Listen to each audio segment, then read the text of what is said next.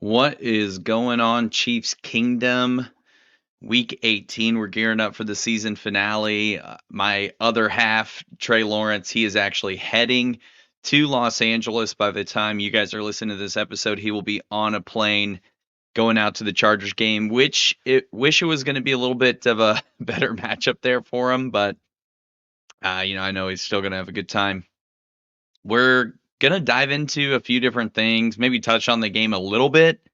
Not a ton really weighing on that game because we are pretty much locked in for the 3 seed. I mean, we are 100% locked in for the 3 seed. It's no other scenario is going to move us from that positioning. So nothing to play for. Nothing's going to hurt us by going in there with the backup, as I'm sure most of you have probably heard by now on your local radio or anything like that. So um, with that being said, going to focus on some news. Specifically, we'll highlight this with Better Homes and Gardens. Trey's wife, Katie, is a local real estate agent here in Kansas City. She's taking care of you whether you're buying or selling a house in the Kansas City, Missouri, or Kansas side of things. She's going to make sure that she takes care of you and get you in your dream home at the end of the day. Definitely has a lot of passion for what she does. And if you're not following her on Instagram, definitely search up Katie Lawrence Better Homes and Gardens and give her a shout. Going into the Chiefs news here, Brian Cook. I want to start there because we got a little bit of an impromptu update, so to speak, from Mike Edwards saying that he is progressing. Things are looking a little bit better for him as we kind of head into the postseason. That would be a nice addition for our secondary. We've been really lucky this year, knocking on wood with injuries. Haven't lost too many people for any extended periods of time. Really, Brian Cook is the big one for us this year. It is going to be nice to have him back, and hopefully, he comes in and helps bolster that secondary. So something to look out for as we kind of move towards the playoffs with this bye week, giving him that extra week of rest. Another guy to really look at, Jerick McKinnon on IR, likely going to be progressing back into game shape here in the next week or two. Definitely going to be nice to have him for those red zone scenarios, get him involved in the passing game a little bit more. So a lot of fun there with those players coming back. I mean, it's definitely going to make you feel a little more comfortable when we're entering into the red zone in those different scenarios. A little bit of news related to free agency. So we've had some cuts already, right? Justin Houston, Frank Clark, both ex-Chiefs players that have kind of been linked back to Kansas City. But the most recent one being Dalvin Cook, running back, who signed with the Jets, really didn't have too great of a showing out there in New York. Finally gets his walking papers and signs with the Baltimore Ravens, announced today on Twitter. I think it was probably Schefter or Palacero or one of those guys that broke the news. But Dalvin Cook signs a deal to roll with the Baltimore Ravens for their playoff push. And I know a lot of folks, at least on the Twitter sphere and some fans here in Kansas City, are wanting us to bolster our rushing attack with Dalvin Cook. And the only thing that had me slightly intrigued was the depth that we had kind of going into the playoffs. We have Pacheco, who's he's missed a couple of games this season. Jerick McKinnon's currently on IR. CEH has had a history of injuries while also, going through his illness this past week. So the prospect of us going into the postseason with just a partially healthy Pacheco, CEH, and LaMichael Pirine makes a fraction of a bit of sense to bring Dalvin Cook in. But once you actually look at the numbers and you realize that he really isn't the same Dalvin Cook that maybe most people remember him to be, it doesn't make a ton of sense. And we've seen what happens when we bring in veteran free agents like Dalvin Cook, especially at the running back position. He's getting really close to 30, which is like a death sentence for running backs, basically, at least for their productivity. But we brought in Le'Veon Bell in the past. We brought in LaShawn McCoy in the past. Neither of those signings really did much to move the needle for us. So, besides a little bit of an additional depth piece, he really wouldn't have done much. Him signing with Baltimore makes a ton of sense. Shout out to Phil if you're listening. He actually called the signing as soon as that went off. Phil Laporte, my brother-in-law, immediate text to the group chat and basically called it right off the jump. So it makes sense for him to go there, with all of their running back issues, different people getting hurt. They lost Keontae Mitchell, they lost J.K. Dobbins. Bolstering that depth there for them makes sense. But for us, not really a piece that we should focus on, honestly. The last thing I want to talk about here is a report that came out about Travis Kelce. I think is Daily Wire, Daily News, one of them revealed that Travis Kelce's taken on about 5 different agents with the potential prospect of jumping into acting. Now, we've seen him on a lot more commercials this year. I think the New Heights podcast, winning a Super Bowl, those kinds of things combined really pushed him into getting a lot more of those opportunities, even more so than he had previously. But, with the performance we've seen on the field, we talked about it a little bit last week with, Jason getting close to ending his career as well, almost retired last offseason. A lot is starting to make sense for Travis Kelce to close this chapter of his life and kind of move into whatever it takes him from there, whether it be sports media, podcasting, getting into acting, seeing him in some of your favorite movies, whatever the case might be there. But there's a real chance that we might see Travis Kelce depart the NFL entirely at the end of this season. Obviously, he's got a blossoming relationship with one superstar, Taylor Swift. I don't know how much that particularly plays into it, but he's got a lot going for him off the field is kind of where I'm going with that. If Travis Kelce retires, man, it was a hell of a ride. I don't know how much truth I give to a Twitter news source, to tell you the truth, but all of the signs, if I were just to like take it for what it is, each of those pieces that I just talked about, he's got a successful podcast. His brother's departing as well. How cool for 2 future Hall of Famers to be included on a first ballot Hall of Fame class together. Both of those guys are capable of becoming first ballot Hall of Famers. Even Jason Kelce being a center could absolutely leapfrog some other players once he retires just because he was that influential in the position. So Travis Kelce, obviously phenomenal tight end, still doing it at a high level. Even with the extra attention on him this season, more than what he typically gets, he's has a real possibility to get 1,000 yards, which we'll talk about that a little bit later. But I mean, he's right there to just continue history with the numbers that he's put up. So I don't know. I'd hate to see him walk away personally, but it is a real possibility for sure as we move into the offseason. I'm sure the rumor mill will keep churning out different scenarios for number 87. So we'll see how all that goes. Just to touch on the game a little bit here, the Chiefs making their way out to LA. The injury report got a lot longer this week. Basically, there's going to be several players who are going to be held out, so they are landing on the report technically with undisclosed statuses. Mahomes, Jones, Snead, McDuffie, Kelsey, Rice, Pacheco, a lot of the usual suspects that you would expect a team to bench going into a playoff scenario for a final regular season game. All of those guys are appearing on here, and there's really not. I mean, Mahomes has already been ruled out for this game. Gabbert's going to start this one going against Easton Stick. What a barn burner that's going to be. Chris Jones is a half sack away from hitting $1 million incentive. He might get a series or two. I really don't think they push him out much more than that. I mean, we got to keep 9-5 healthy at all costs. Maybe let him get a couple bull rushes in and call it a day if he can't get it.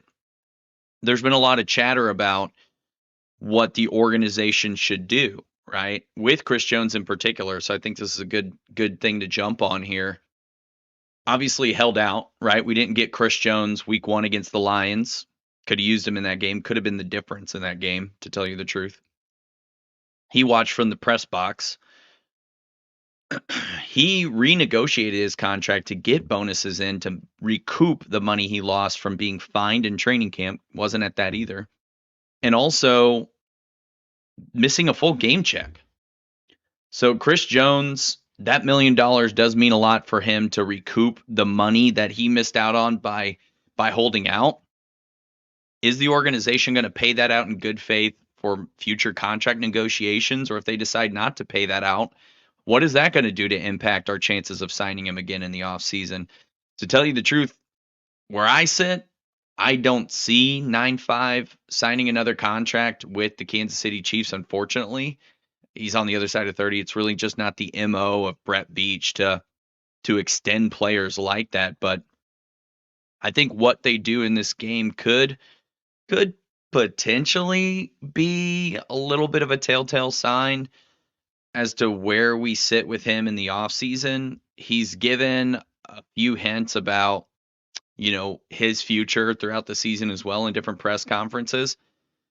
So I think there's a lot weighing on that for sure. And then you're looking at Pacheco and Bolton, who are really close to getting 1,000 yards in their own right. 1,000-yard season for a rookie wide receiver has never been done in Andy Reid's career as a head coach. Rice actually ended up being the most productive rookie wide receiver for Andy Reid in his entire career, surpassing Deshaun Jackson's receiving yardage and then putting up 7 touchdowns, which was also the highest total that we've seen. So, you know, Rice is clearly the only other option in the air that we have that's even a hint reliable. So for us to put him in the game potentially to get 1,000 yards, I think he needs like 60 something yards, would be irresponsible in my opinion. So I don't foresee Andy Reid putting him in that position. Same with Isaiah Pacheco. He's coming off an injury already. He's missed a couple of games. We need that guy fully healthy because he is a game changer out of the backfield for us. Put up 130 yards in that game against the Bengals. Rush over 7 yards per carry. I mean, that's nothing to sneeze at all. So keeping those guys healthy is going to be a key point for us for sure. Some other real injuries that are on the chart. Kadarius Toney still dealing with a hip, ankle, whatever else is going on with Mr. Glass. Kadarius Toney, don't know if he's going to be in this game. We'll need somebody to catch balls out there. So maybe it's a tune-up game where he gets a couple of reps, gets a couple of series, then we pull him out for the game so that he can get ready for the playoffs. Hopefully he gets some reps. I want to see him out there as, the star option, which I think would be the case if he does get out there. Clyde, sick last week, probably going to be back this week. I could see him carrying the bulk of the load. If not him, then LaMichael Pirine going to get a lot of it. And then Donovan Smith still dealing with that neck injury, man. Those are tricky. Got that stinger in like week 10 in that range. Still lingering and hampering his ability to practice and play. So that's a guy that I'm going to be interested to see what happens with him in this game. It could be a similar situation to those guys that are on IR. Get him in there, tune him up a little bit, pull him out. Wanye Morris likely can get a lot of reps. He's been the starting left tackle for us the last couple of weeks. Get him some more play as we move towards the playoffs. Makes a lot of sense to me. So we'll see what happens with that. I think Morris is definitely one of our future starting tackles with the way that, our cap space is looking, with the capital that we spent on him, getting him for a 3rd-round pick. It seems to be moving that way for sure.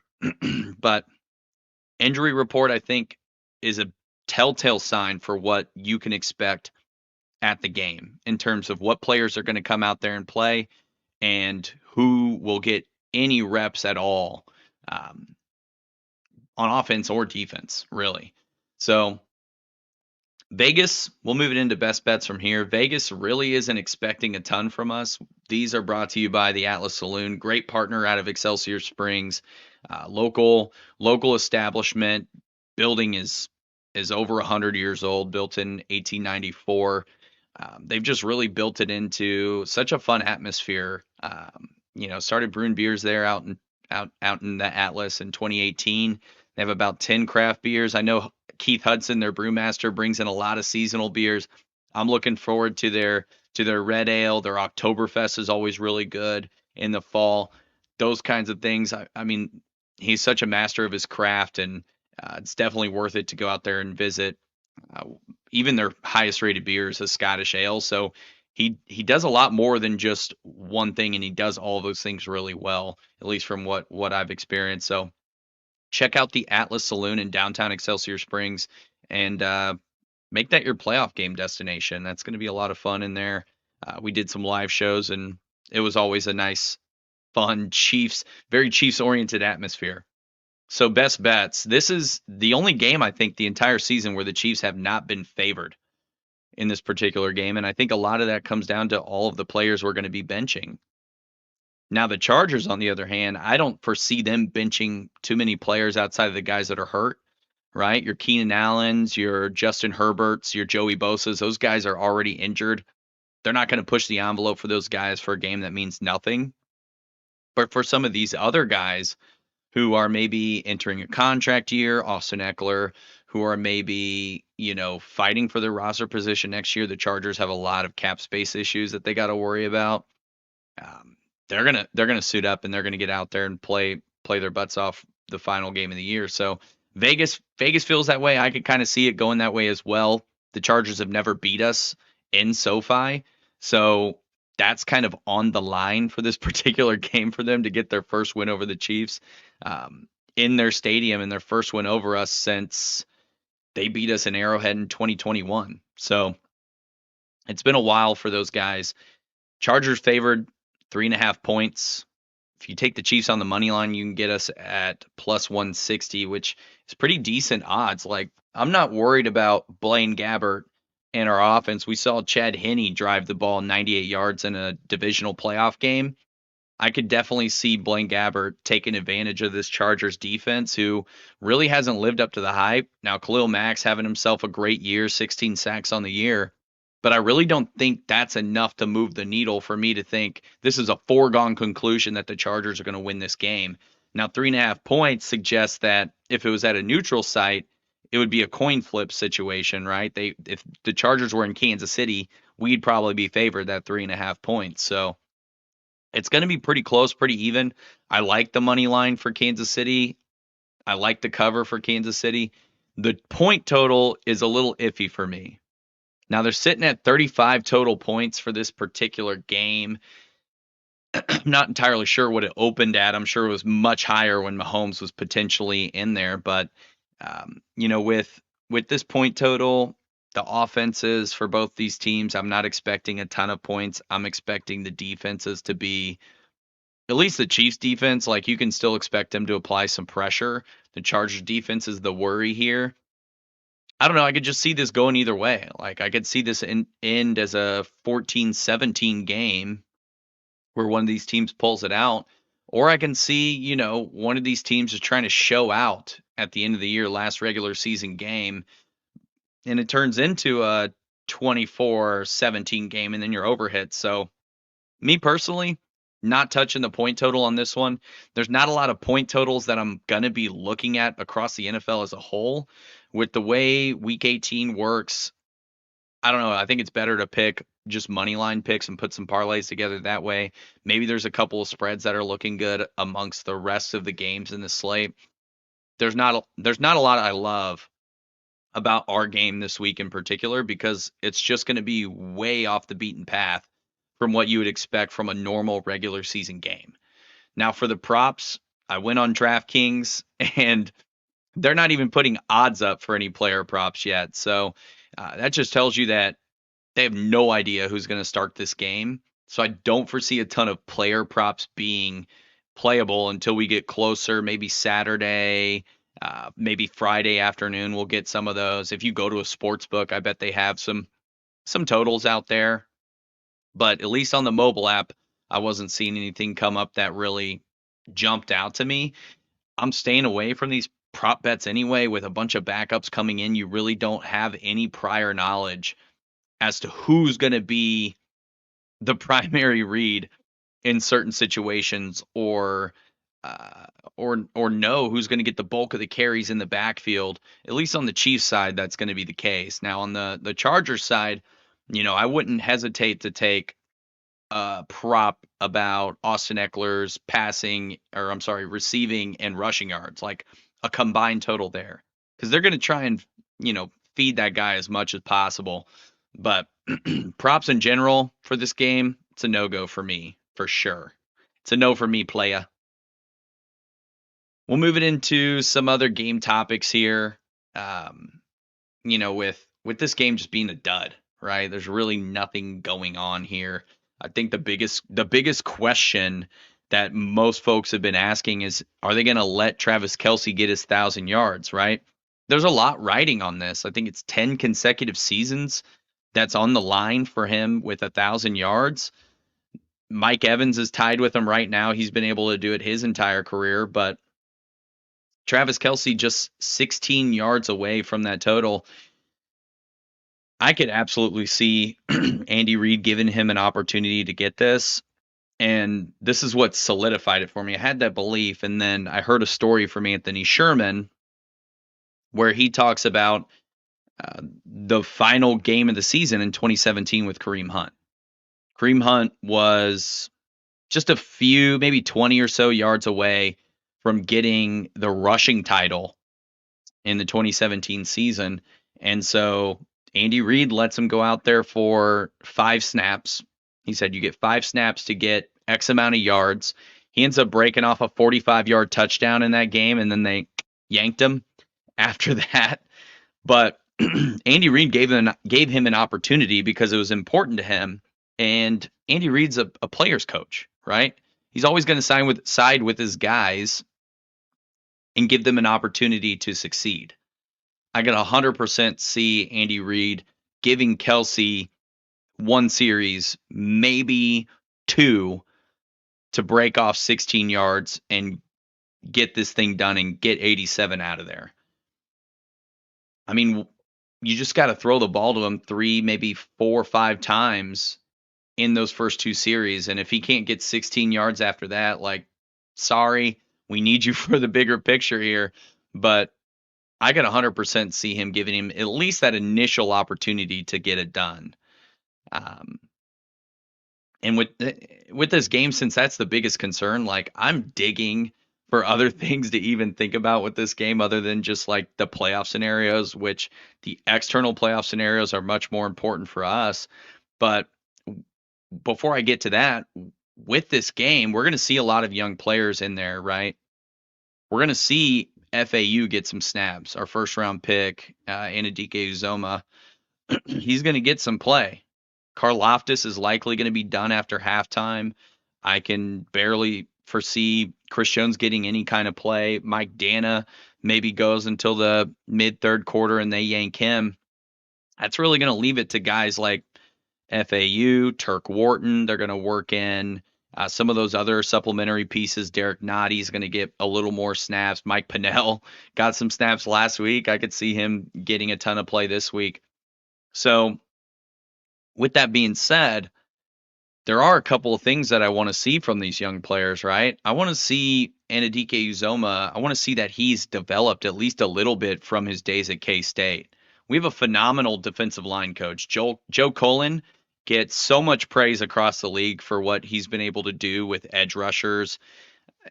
And it started with his days at Baltimore and has morphed into what he's done here. Like Karlaftis popped off last year. I think a lot of that's attributed to Joe Cullen. We saw our team second in the league in sacks last year. This year, we're second right now if the season were to end today. So I think that speaks a lot to what he's able to do with those players in terms of getting them to understand what the blockers are doing while also knowing the perfect counters and coaching them to execute those things in game situations. That's been a huge key to our success. We're not generating a ton of turnovers on defense. We're not, world beaters in the passing game necessarily, although we have 2 very, very talented corners. A lot of this has come from the pressure that we've been able to apply on quarterbacks. Now, I'd like to see a little more in the run game for sure. But with these young players, everything that Joe Cullen and Spagnuolo has built, I want to see them shine. I want to see Shamari Connor get some play and go out there and D somebody up. I want to see Josh Williams and Jalen Watson do more than what I've seen this year. They were very promising their rookie year. Watson got some play. Didn't see Williams a ton, do any of those breakout plays like what we saw in his rookie season. I want to see some more of those types of plays from those guys. So if there's anything to look for, any silver lining you can put around this game is that it's that you're going to get a glimpse at some of these players that have kind of been buried on our depth chart because we've been very fortunate enough to have the depth to do that. Now, moving into the playoff landscape across the AFC, we'll do a lightning show this week. This is brought to you by eCoffee, KC Local Coffee Company. Start every morning with their espresso, and then I sometimes get that afternoon cup in as well. But it is so good, and it feels so good supporting such a wonderful company with a great story, and they're Kansas City local. So they do like Chiefs blends, holiday blends. They get beans from all over the world, really. Roast them here and send them wherever you need them. So check them out at www.eeroastscoffee.com. Playoff scenario. So week 18, all of week 18, was completely unscheduled until about 72 hours ago. They dropped the schedule on everyone. Saturday is a big day for playoff scenarios. Pittsburgh plays Baltimore at 3:30 Saturday. Baltimore clinched the 1 seed already. Pittsburgh is not necessarily winning in, but if they lose, they are out. So if Pittsburgh wins, they're going to need some help from some of these other teams, and they're going against a backup quarterback in Tyler Huntley. Now, they are traveling to Baltimore, so I'm not going to say this is just going to be a gimme game for them. Mason Rudolph is going to be the starter from all the reports that I've seen. So with Pittsburgh, as a Chiefs fan, if they win this game, there's a real possibility that we could face them in the wild card round. Now, I don't know about you, but playing the Steelers in the wild card sounds pretty nice to me. If I'm ranking these teams by quarterback, Pittsburgh's at the bottom, in my opinion. Now, their defense, I think, elevates them. We talked about it last week. They're probably the second most favorable team as far as like the 5 teams that we could end up facing in the playoffs here, in my opinion, at least. But if they win, there's a real chance that we could see them. So that's going to be a game that carries a lot of implications for the Chiefs and for the entirety of the AFC playoff chase. And that game's followed up with what could determine who wins the AFC South. Houston and Indianapolis both play each other Saturday night. Houston wins. Jacksonville loses. Houston wins the AFC South. They become the 4th seed. Indy wins. Jacksonville loses. They become the 4th seed in that scenario as well. So there's a lot riding on this game. Jacksonville, Houston, Indy, all 4 teams are sitting at 9-7. Indy has a tiebreaker over the Houston Texans at the moment. So with that win, Houston would leapfrog them and get an opportunity to host a playoff game in the wild card scenario. Now, if Houston wins and Jacksonville wins, there is still a slight chance that Houston could become a wild card team. And that's the scenario that would see Houston coming to Kansas City. With a rookie quarterback potentially coming to Kansas City for the wild card round, I am licking my chops about what our crowd is going to do to this guy and what our defense is going to do in terms of creating pressure. Now, D'Amico Ryans is also a rookie coach. So, no playoff experience as a coach. He has some as a player, some as an assistant or defensive coordinator like he was with San Fran last year. But not a lot in terms of game management in the high stakes scenario that is the playoffs. So, me as a Chiefs fan, I'd love to see Houston come in. It's a similar situation with Indy as well, right? If they end up winning, Jacksonville wins, they end up becoming a wild card team in that scenario and could very well face us in the playoffs at Arrowhead. I am not afraid of Gardner Minshew in Arrowhead. I'm not afraid of Shane Steichen's offense in Arrowhead. Their defense is not bad, tell you the truth.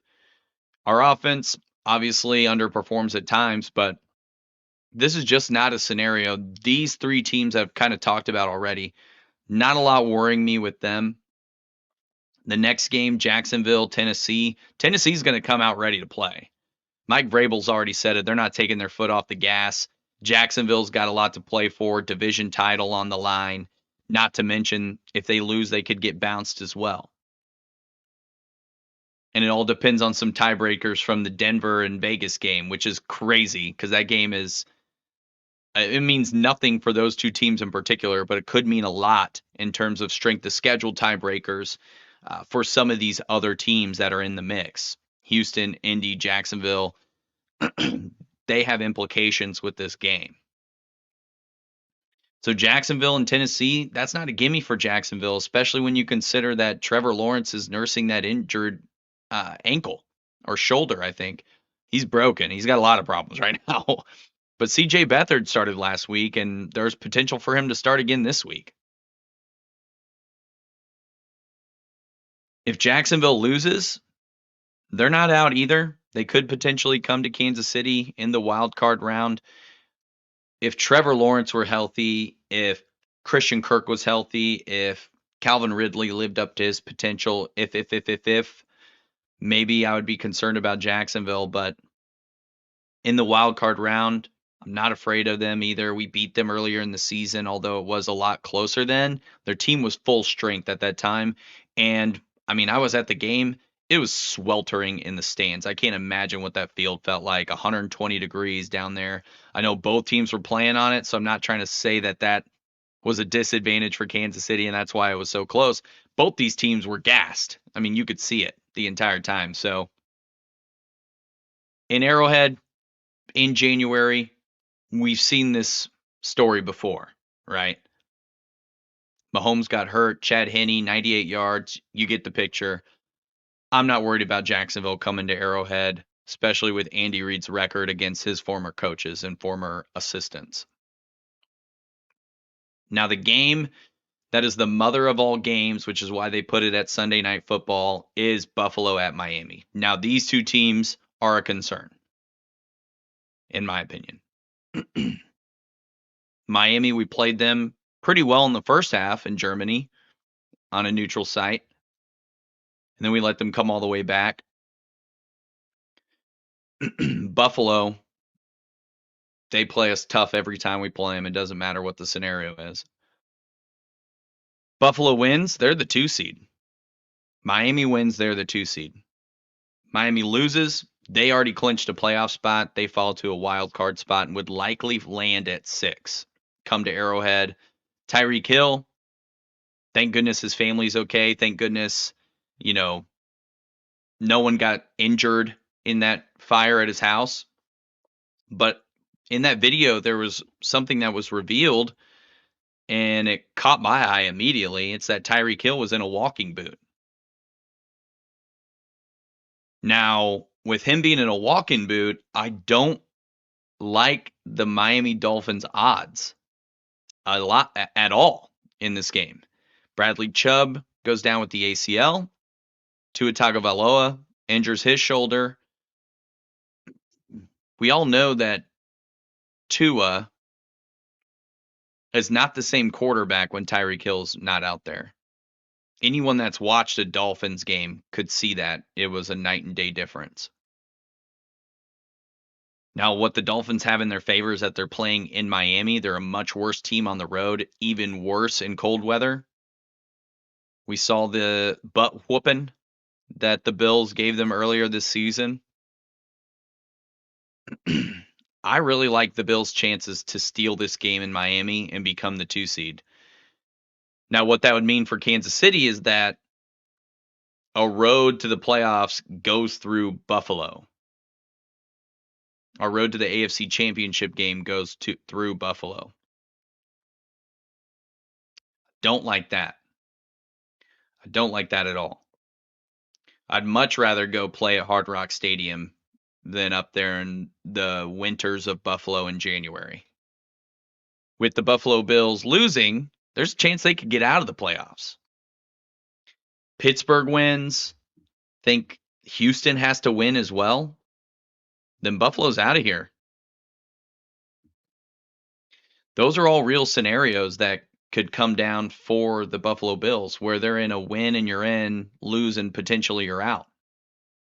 So this game carries a lot of implications. Buffalo has a little bit of a chip on their shoulder with the way their season had some turmoil. They fired their offensive coordinator. They've had a number of injuries. Von Miller's off the field situation going on.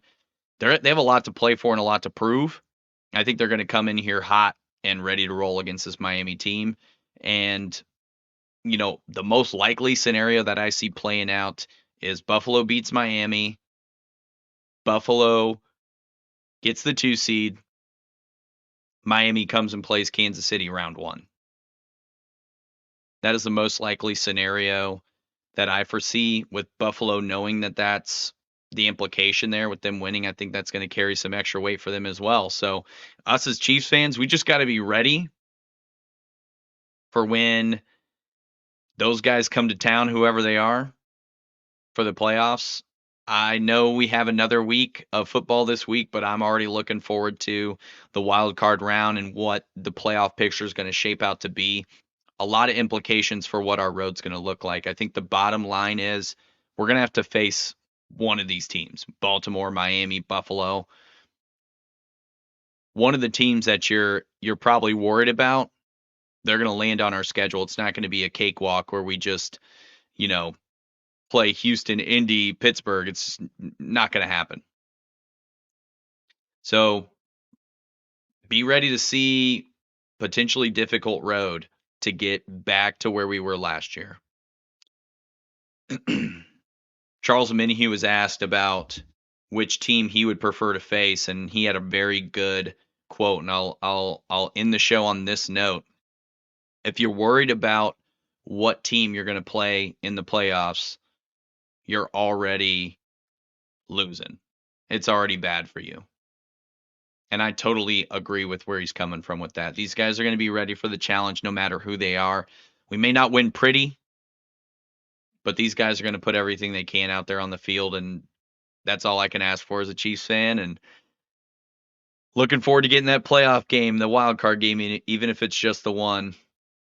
But that's your playoff scenario. That's what it's looking like for us. That's really what we're going to be watching as Chiefs fans. Our game doesn't matter a ton. It's these other games that carry so much more weight for us as fans and for our team that we follow here. So appreciate everybody listening. Sorry it was just me tonight. We'll get Trey back next week and hear all about his trip to LA. Hopefully it's a lot more fun than what I'm anticipating the game is going to be. So until then, go Chiefs. Enjoy your Red Friday. Enjoy your weekend. Let's get a dub and get to the playoffs, baby. Peace.